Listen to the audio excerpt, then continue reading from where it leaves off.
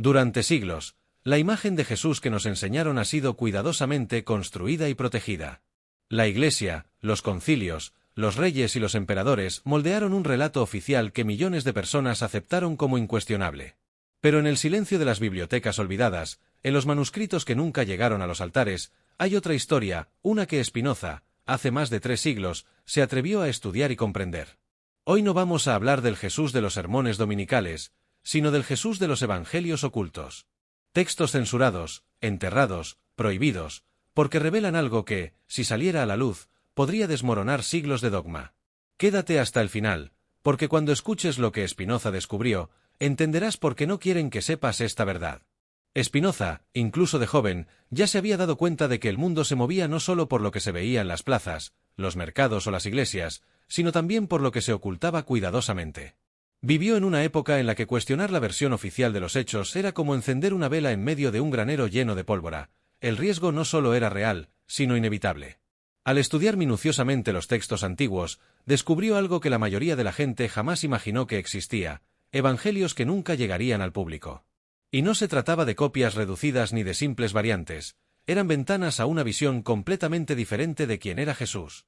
Estos escritos lo presentaron de una manera que desafiaba la imagen oficial, no como un ícono distante, sino como un hombre con ideas agudas y la valentía de ponerlas en práctica. Un líder sin miedo al conflicto, que caminaba entre pescadores, enfermos y marginados, diciendo verdades que muchos no querían escuchar.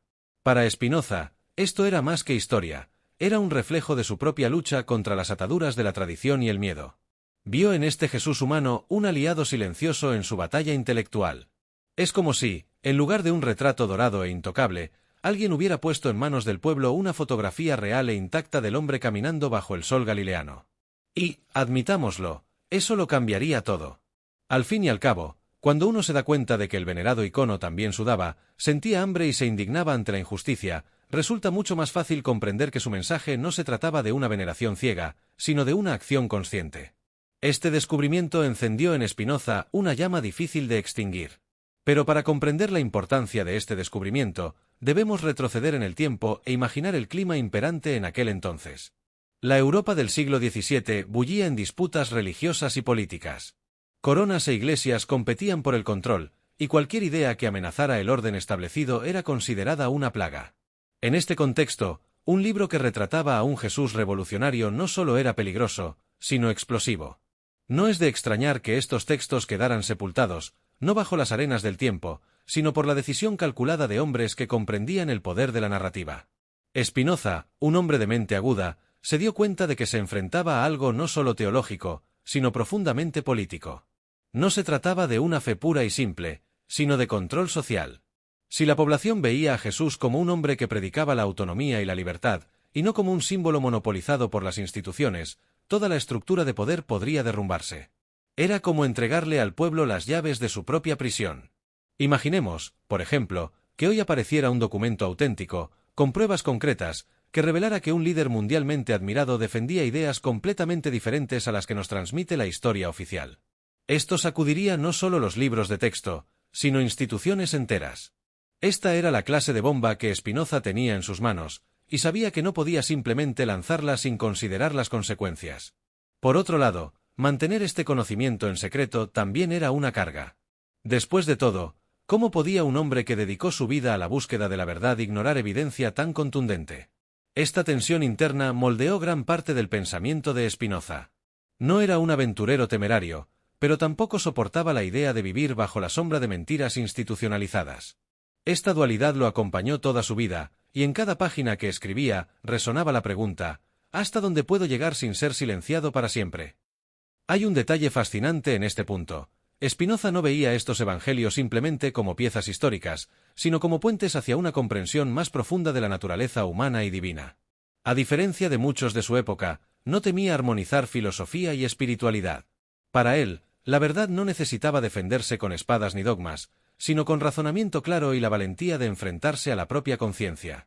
Esta valentía, sin embargo, tuvo un alto precio. Su excomunión fue solo el principio.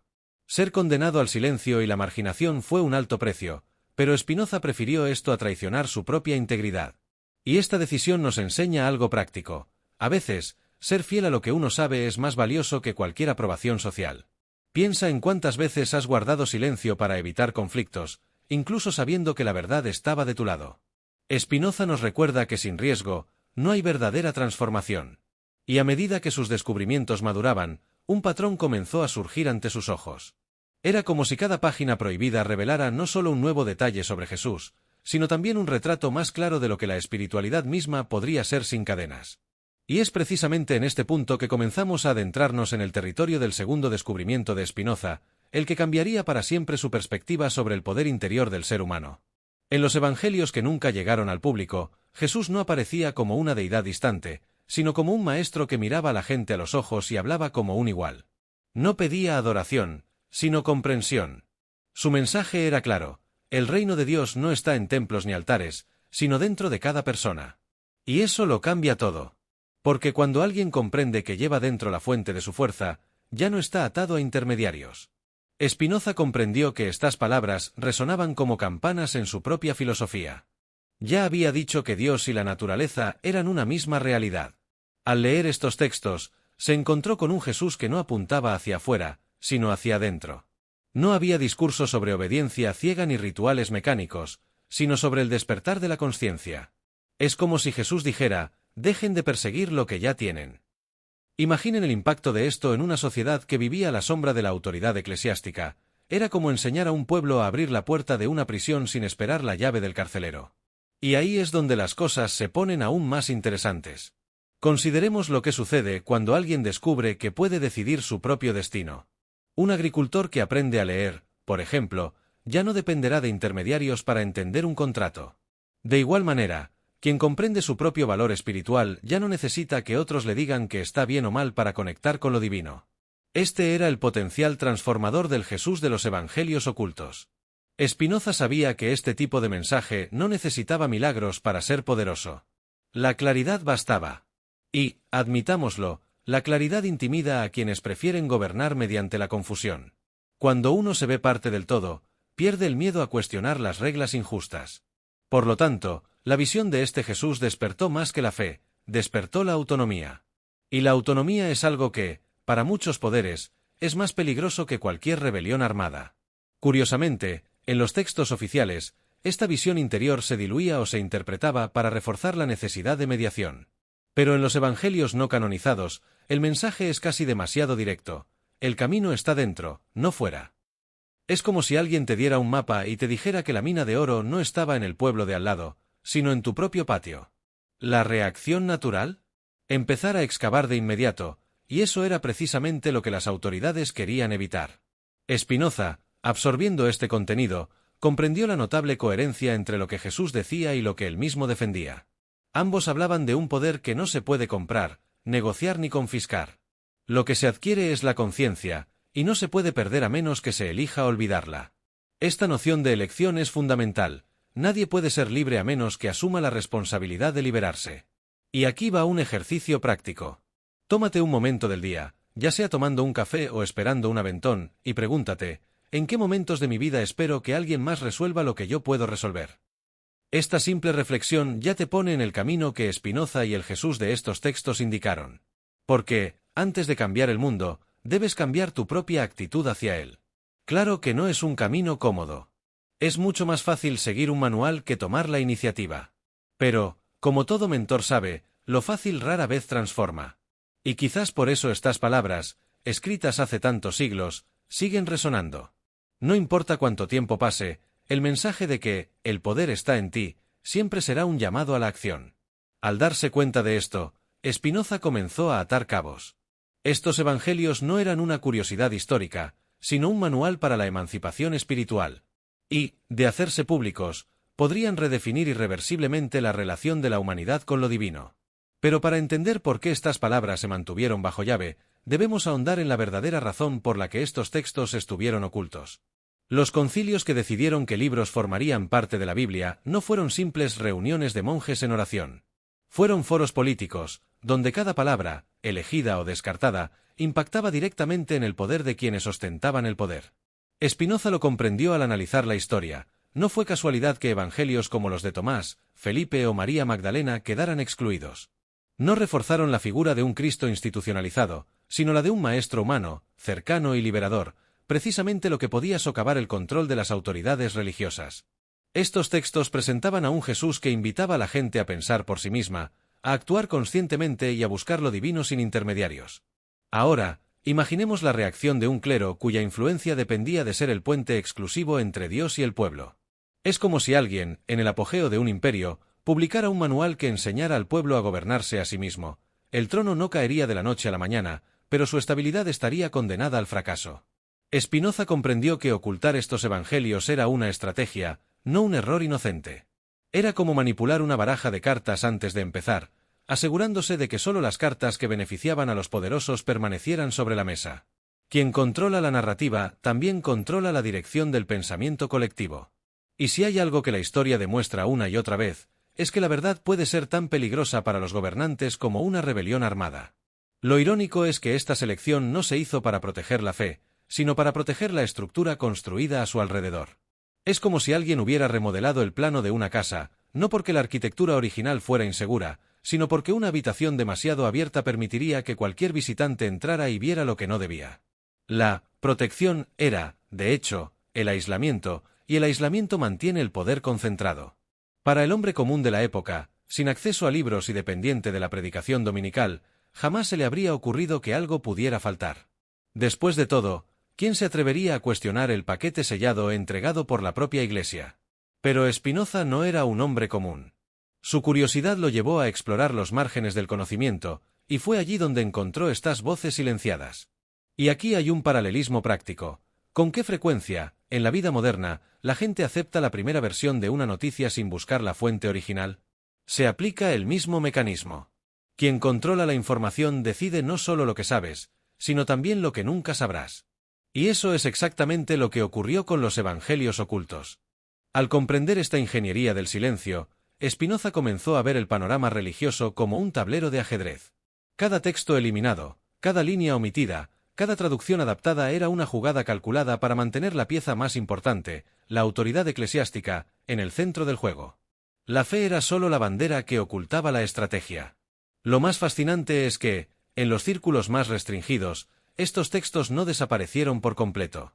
Fueron consultados, estudiados e incluso utilizados como referencia por los poderosos, pero nunca llegaron al pueblo. Esto revela una brutal contradicción. Lo que era peligroso para las masas era, al mismo tiempo, útil para los líderes. Y Spinoza, al darse cuenta de esto, comprendió que no se trataba de un asunto meramente espiritual, sino de un plan político a gran escala. Esta comprensión allanó el camino para algo aún más profundo. Porque, si la selección de textos estaba impulsada por intereses humanos, entonces era necesario replantear la idea misma de Dios y cómo se manifiesta en el mundo. Y es precisamente en este punto donde la filosofía de Spinoza entra en escena, alineándose sorprendentemente con la figura de este Jesús humano que emergió de los evangelios borrados. Para Spinoza, Dios no era un señor distante sentado en un trono celestial, observando y juzgando a los mortales como un rey absoluto. Veía a Dios como la totalidad de la existencia, todo lo que es, fue y será. Por eso, cuando leyó en los evangelios ocultos sobre un Jesús que hablaba de una conexión directa con el Creador, sin intermediarios ni muros sagrados, sintió que se encontraba ante una poderosa confirmación de su propia filosofía. Fue como encontrar en palabras antiguas el eco exacto de sus convicciones. Este Jesús no pedía a la gente que se sometiera a rituales mecánicos ni que dependiera de autoridades para acceder a lo divino. Los invitaba a la experiencia personal, a observar la vida, a contemplar el mundo mismo como expresión de Dios. Y Spinoza, quien decía que Dios y la naturaleza eran inseparables, vio aquí un punto de convergencia. Si Dios está en todo, entonces cada árbol, cada río, cada persona es una ventana a lo sagrado. En la práctica, esta visión cambia radicalmente la forma de vivir. En lugar de buscar milagros externos, uno empieza a percibir el milagro en el simple acto de respirar, sentir el viento, comprender un nuevo concepto. Es como cambiar una caja fuerte cerrada por un campo abierto. El acceso a la espiritualidad ya no está limitado por barreras físicas o institucionales. Spinoza sabía que esto no era solo una filosofía sofisticada, era un modelo de vida aplicable a diario. Y aquí hay un ejercicio que él mismo podría sugerir: salir a caminar, sin celular, sin música, solo prestando atención a los detalles. Observa el reflejo de la luz en el agua, el sonido de las hojas, cómo tu cuerpo responde al paseo. Esta sencilla práctica no es solo un momento de paz, sino una experiencia directa de lo que él llamaba Dios. Es espiritualidad sin intermediarios, la que Jesús parecía enseñar en estos textos olvidados. El problema es que esta forma de pensar no depende de templos ni líderes, y esto supone un duro golpe para cualquier estructura que prospere gracias al monopolio de la fe. Si el individuo comprende que puede conectar con lo divino en cualquier momento y lugar, todo un sistema de control pierde su sentido. No es difícil imaginar por qué era necesario ocultar semejante mensaje, era demasiado liberador. Spinoza no veía contradicción entre la racionalidad y la espiritualidad. Para él, ambas eran caminos que se encontraban en un mismo punto, la verdad.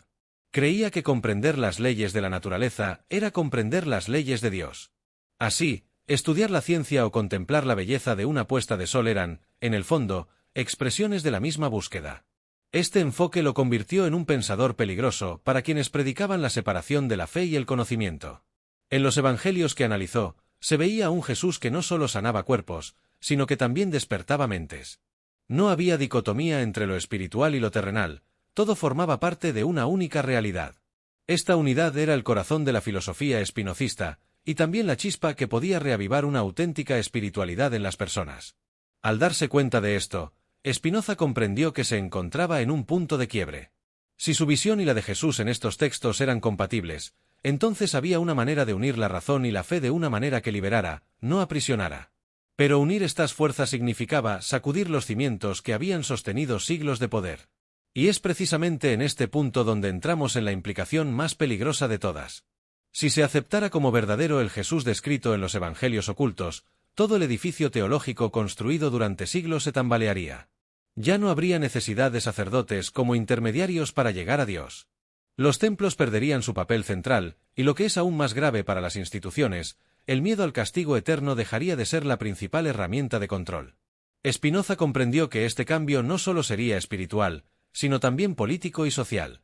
Sin la figura de un juez celestial que vela y castiga, las personas estarían llamadas a actuar por conciencia, no por miedo. Esto significa que la moral dejaría de ser impuesta y se convertiría en una cuestión de elección. Y cuando la elección es consciente, el individuo se vuelve más difícil de manipular. Para cualquier poder centralizado, este es un escenario de pesadilla. No es de extrañar que tales ideas fueran silenciadas con tanto rigor. Considere el efecto que esto tendría en la vida práctica. Una persona que ya no vive con el temor constante del castigo divino comienza a tomar decisiones más alineadas con principios internos, no con órdenes externas. Es como cambiar un guardia armado en la puerta por un sentido de responsabilidad que te sigue a todas partes. Este tipo de autonomía transforma a los ciudadanos obedientes en seres críticos, y las personas críticas no se doblegan fácilmente. Spinoza vio claramente esta relación entre creencia y comportamiento. Por lo tanto, comprendió que revelar al pueblo a un Jesús que predicaba la libertad espiritual sería, en cierto modo, una revolución silenciosa. Incruenta, sin armas, pero con profundas consecuencias. Es el tipo de revolución que comienza en la mente y termina transformando toda la estructura de poder. Otro punto que conocía era peligroso. Sin el mecanismo del miedo, la fe se convertiría en algo voluntario, no obligatorio. Y cuando la fe es voluntaria, no puede ser explotada como una obligación impuesta. Iglesias enteras podrían perder miembros, diezmos e influencia. Era, literalmente, un riesgo existencial para quienes vivían de esta dependencia espiritual. Y, como ocurre con cualquier sistema que se mantiene a sí mismo mediante el control, renunciar a su herramienta más eficaz, el miedo, sería impensable. Es como esperar que una empresa basada en la adicción anime a sus clientes a dejarla. Para las autoridades, estas palabras de Jesús eran como un manual de desprogramación para las masas, algo que debían mantener bajo llave a toda costa. Spinoza comprendió que, aunque estas ideas no fueran aceptadas de inmediato, su simple difusión bastaría para que empezaran a germinar. Las ideas son como las semillas, pueden tardar años en florecer, pero una vez plantadas, es imposible recuperarlas todas. El mero conocimiento de que existen otros caminos hacia la espiritualidad basta para que alguien empiece a cuestionar lo oficial. Y aquí reside la ironía. Precisamente por ser peligrosas, estas ideas tenían un inmenso potencial de supervivencia. Cuanto más prohibidas eran, más atractivas se volvían. Lo prohibido siempre conlleva una fascinación que ni siquiera el poder más rígido puede eliminar. Spinoza sabía que, tarde o temprano, la verdad se abriría camino, pero el precio para quienes la portaban podía ser alto. Esta constatación lo llevó a reflexionar sobre el impacto que tales verdades podrían tener siglos después. Al fin y al cabo, si ya eran peligrosas en su época, ¿qué podemos decir de una era donde la información fluye libremente en línea? Y es precisamente este puente entre el pasado y el presente lo que nos lleva al siguiente punto. ¿Qué significa este mensaje para nosotros hoy? Siglos después, el mensaje de estos evangelios ocultos aún suena como un susurro incómodo para quienes prefieren buscar la salvación fuera de sí mismos.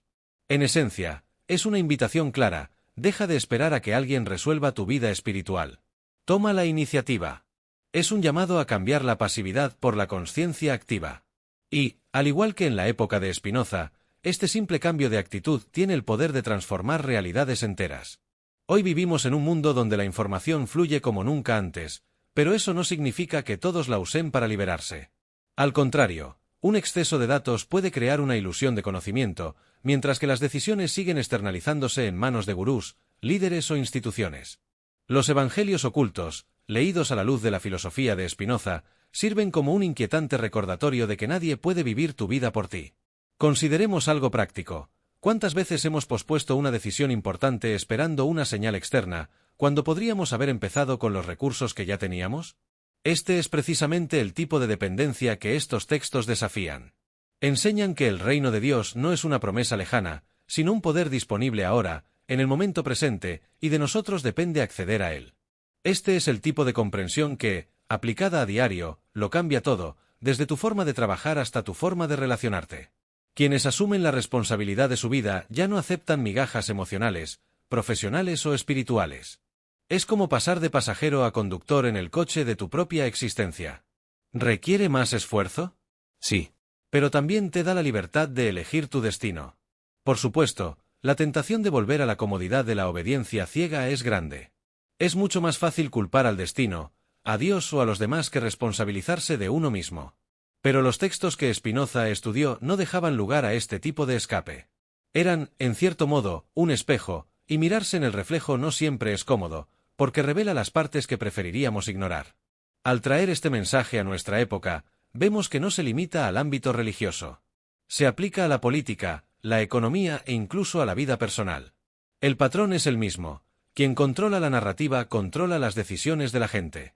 Y la única manera de romper este ciclo es asumir el derecho, y el deber, de pensar por uno mismo. Lo curioso es que esta liberación no requiere enormes recursos. No requiere un título, una fortuna ni un viaje a tierras sagradas. Comienza con preguntas sencillas: ¿por qué creo lo que creo? ¿Quién se beneficia de mi creencia? Esta investigación, que puede comenzar en una conversación informal o en un cuaderno, es el primer paso para romper la burbuja creada por las narrativas convenientes. Spinoza sabía, en el fondo, que este cambio no era para todos. Muchos prefieren la seguridad de seguir órdenes a la incertidumbre de forjar su propio camino. Pero para quienes eligen la libertad, los evangelios ocultos siguen siendo un mapa precioso. Un mapa que no conduce a templos de piedra, sino a un reino interior donde ninguna autoridad externa domina. Y quizás esta sea la mayor provocación que nos plantean hoy: si la libertad espiritual está disponible ahora, ¿qué excusa hay para seguir viviendo como prisioneros? Esta es la pregunta que resuena, incluso siglos después, y que nos conecta directamente con el inicio de todo este viaje. Si todo lo que has escuchado hasta ahora ha despertado algo en ti, entonces ya sabes que no hay vuelta atrás. No hay forma de desaprender lo que se te ha revelado. De ahora en adelante, la responsabilidad está en tus manos. Puedes seguir aceptando la versión oficial, cómoda y controlada, o puedes empezar a buscar, cuestionar y experimentar por ti mismo lo que significa esta libertad espiritual que te han intentado ocultar durante siglos. Pregúntate: ¿quién gana cuando delegas tu fe en otros? ¿Quién pierde cuando decides tomar las riendas de tu vida espiritual? Estas respuestas, por sencillas que parezcan, tienen el poder de reescribir por completo tu camino. Y no se trata solo de religión, sino de recuperar el control de tu mente y de las decisiones que definen tu destino. Quizás sea hora de abrir esos libros que nunca has leído, repasar viejas historias con nuevos ojos o silenciar el ruido exterior durante unos minutos para escuchar la voz que lleva en tu interior desde hace mucho tiempo. Esta es la voz que ni los consejos, ni las instituciones, ni siglos de censura han podido borrar. Y si escuchas con atención, te guiará mejor que cualquier autoridad impuesta desde fuera.